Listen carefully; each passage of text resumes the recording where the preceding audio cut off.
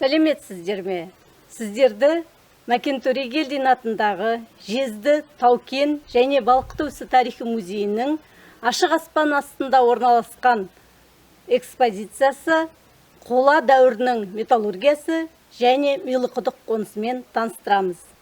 Жезқазған адамзат баласының металды алғаш игеруіне негіз қалаған мысты қола мәдениетінің тұңғыш орталықтарының бірі болды деді академик Қаныш Сәтбаев. Орталық Қазақстан, соның ішінде Жезқазған ұлытау аймағының қазба байлықтары ежелден белгілі және осы аймақтың өндірістік негізде игерілуіне негіз қалады. Адам баласының ең алғаш игерген металы мыс. Металдың өмірге келуі адамзат өркениетіне революциялық төңкеріс әкелді. Академик Әлкей Марғұланның зерттеулері бойынша қола дәуірінде Сарыарқа даласында Ұлытау, Жезқазған, Сарысу, Балқаш маңы, Қарқаралы, Баянауылда металлургиялық орталықтар болды. Орталық Қазақстандағы өте күрделі әрі қуатты түсті металлургия орталығы Атасу өзенінің жоғарғы ағысындағы Атасу қонысы. Оны алғаш рет 1947 жылы академик Әлкей Марғұлан ашты. 1955 жылы қазба жұмыстары жүргізіле бастады. Бұл жерде 400-ге жуық шаруашылық, тұрғын жай, шеберхана орындары анықталды. Мыс қорыту пештерде көптеп табылды. Жезді музейінің экспозициясында Атасу пешінің макеті мен қимасы көрсетілген. Бұл шахталық пеш болып табылады. Шұңқырға отын, кен, флюс қабатталып салынады. Пеш тұтатылып, төбесі күмбезделіп қаланады. Сырты сыланады. Көрікпен 12 сағат ауа үрленіп, температура қажетті деңгейге жеткенде мыс балқып, пештің түбіне қарай ағып жиналады.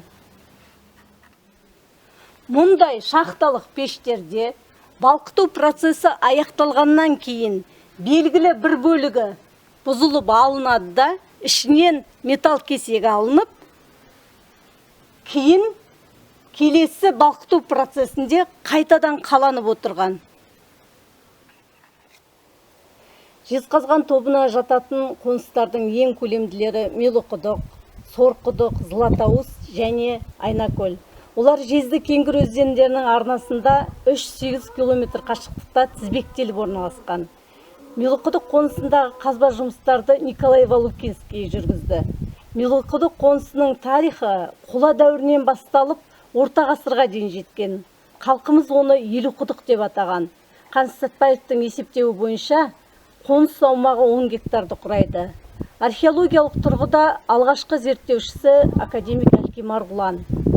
Милықұдық қонысынан тереңдігі 2 метр шамасында 140 пеш шұңқырдың орны табылған. Сонымен қатар 15 мыс балқыту пештерінің орны табылды.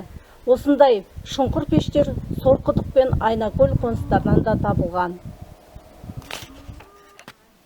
Милықұдық қонысы үстіңгі, ортаңғы және төменгі мәдени қабаттардан тұрады. Яғни қола дәуірі ерте, кейінгі орта ғасырлар кезеңін қамтиды. Милықұдықтың төңірегінен табылған ежелгі пештің жұмыс істейтін үлгісі музей экспозициясында көрсетіледі. Металл қорыту 12 сағат үздіксіз көрік үрлеу арқылы жасалатын күрделі процесс болған. Кеніштерден аршылып алынған кен бірнеше рет балқытудан өткізілген. Кеніш басында алғашқы сұрыптаулар жүргізіліп, балқыту пешінің жанында орналасқан бассейнде кесектеліп, ұнтақталған кен сумен байытылған. Содан кейін кенді өртеу, немесе ұзақ уақыт ашық ауада тотықтыру, келесі кезекте мыста салу, көрік пештерде балқытып, дайын өнімді қалыптарға құю процесі жүргізілген. Металл қорыту ұзақ процесс болғандықтан көп адамды қажет еткен. Тотыққан мысты ұсақтау, үгіту процестері тас құралдармен жасалды. Ежелгі кеншілердің тас балта, балға, үккіш құралдары жезқазған қоныстарынан көптеп табылған. Милықұдық пешінің жұмыс істейтін үлгісі кенді қыш ыдыстарға салып балқытуға арналған. Қыш ыдыстар пешке салынып, пештің аузы қақпақ таспен жабылады. Ауа өтпейтін етіп саз балшықпен сыланады. Пешке екі жағынан жалғанған көріктермен үздіксіз ауа үрленіп отырады.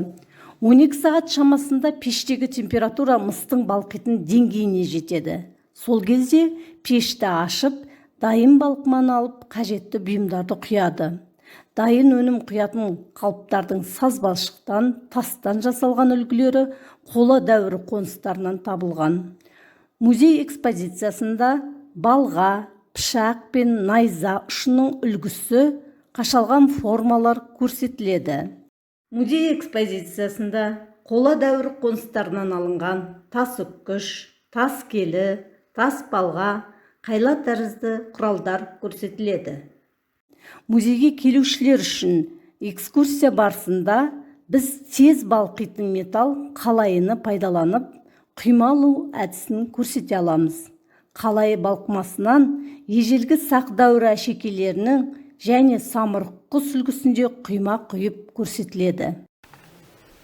Жезқазған төңірегіндегі қоныстарда, Милықұдық қонысында жартылай жертөле түріндегі кеншілер мен металлургтердің қоныстарының қалдықтары табылған.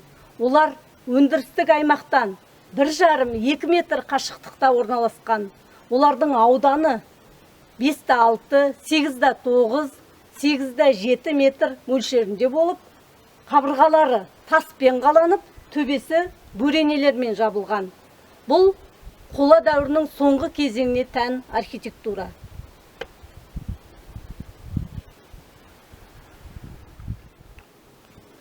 Қоныстардан кен сақтайтын қойма мақсатында пайдаланылған шұңқырлар да табылған. Байтылған өте бай кенді әрбір шебер өз қоймасында сақтаған дейді академик Әлкей Марғұлан. Қажет кезінде кеншілер қоймадан кенді алып балқытып отырған. Отын ретінде дала бұтақтары, сексеуіл, тезек, ағаш көмір, мал сүйектері пайдаланылған. 15 килограмм мысты балқыту үшін 1 тонна ағаш отын пайдаланылған. Біздің дәуірімізге дейінгі 3-2 мыңжылдықтан бастап, орта ғасырға дейін Жезқазған қола дәуірі тайпалары, оғыздар, қимақтар, сақтардың, түркі қағанатының, кейіннен дешті қыпшақтың, жошы ұлысының тау-кен металлургия және қолөнер орталығы болды. Мұнда түрлі кәсіптер, металл қорытушылар мен кеншілер, өңдеушілер, құмырашылар, көзешілер, тас өңдеушілер, шыны әйнек өндірісінің шеберлері өмір сүрген. Ежелгі дәуірлерде мыс пен темірді жергілікті тайпалар өз қажетіне пайдаланумен қатар сыртқы саудаға да шығарды. Мыс, қола, жебе ұштары мен тұрмыстық заттардан бастап 20 ғасырдағы ғарыш кемесінің бөлшектеріне дейін металлургия өндірісінің ірі жетістігі болып табылады.